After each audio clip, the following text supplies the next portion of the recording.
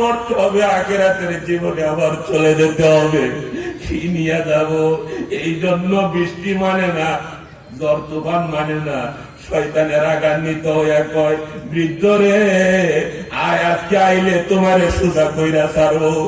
বৃদ্ধ বাবা সুন্দর দুটা পরিধান কইরা লাঠিটাতে টুকটুক কইরা যখন মসজিদে যায়, কাদাটার কাছে যখন আইসা গেছে, পিছল খাইয়া কইরা গিয়া কয়া, বৃদ্ধ কান্দে আল্লাহর কাছে, আল্লাহ আমি জামাতে কি নামাজটা পড়তে পারবো না।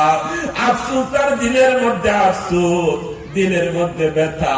আবার চলে গেল এই কাদা মাখা কাপড় গুলি নিয়া, বাড়িতে গিয়া কয়, বিবি রে কোন কাপড় আসেনি রে বিবি।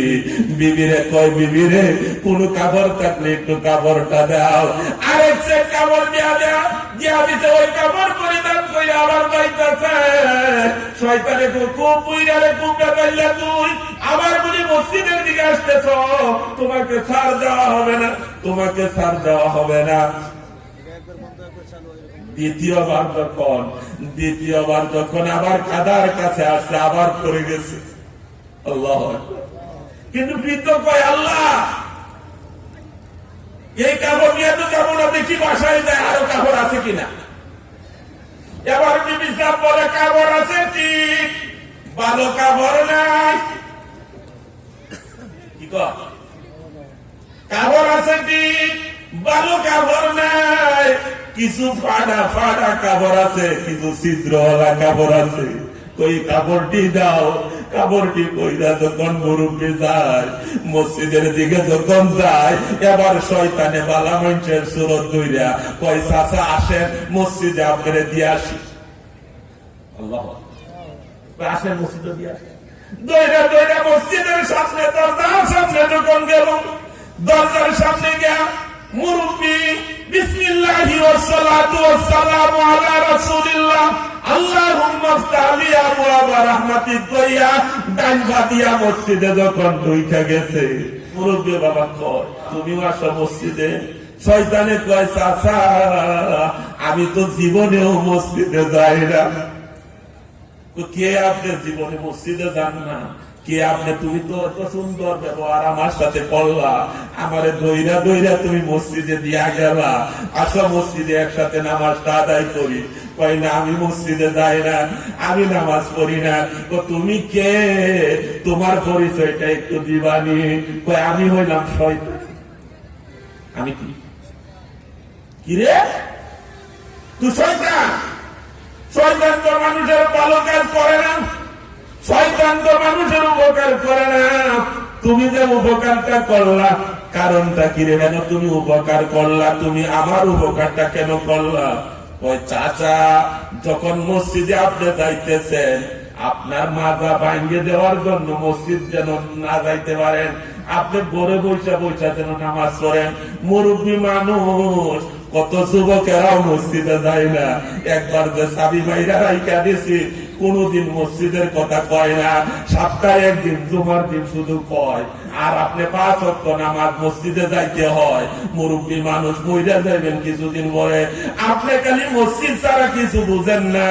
এই জন্য চিন্তা করলাম, আজকে আপনারে ছাড়বো না, আপনার মাথাটা ভাঙিয়া দিব। কিভাবে?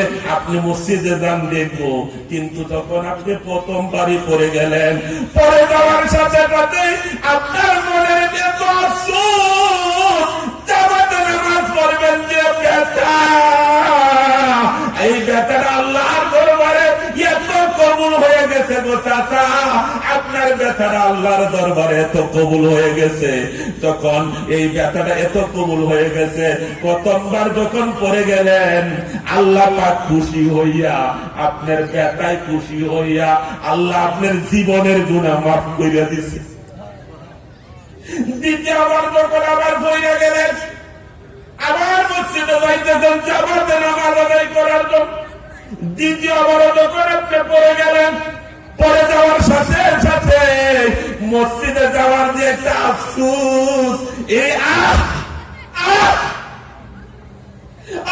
মসজিদে জামাতে কি নামাজ পড়তে পারবো না, এই আহটা আল্লাহর কাছে এত কবুল হয়ে গেছে, এত পছন্দনীয় হয়ে গেছে গো চাচা, দ্বিতীয়বার যখন পড়ে গেলেন আল্লাহ আপনার ফ্যামিলির গুনাহ মাফ করে দিছে।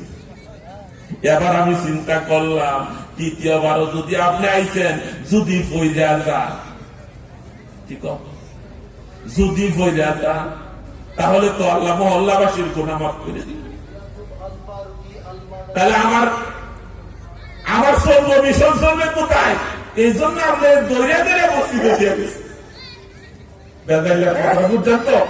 মসজিদে দৌড়ে দৌড়ে দেওয়ার কারণে কি বুঝছেন? প্রথমবার যখন পড়ে গেলেন আল্লাহ আপনার গুনাহ মাফ করে দিছে, দ্বিতীয়বার যখন পড়ে গেলেন আল্লাহ আপনার ফ্যামিলির গুনাহ মাফ করে দিছে, তৃতীয়বার যদি পড়ে দেন আমি চিন্তা করলাম নাগারি মহল্লাবাসীর গুনাহ আল্লাহ মাফ করে দেয় কিনা, এই জন্য দৌড়ে দৌড়ে মসজিদে দিয়ে গেছি।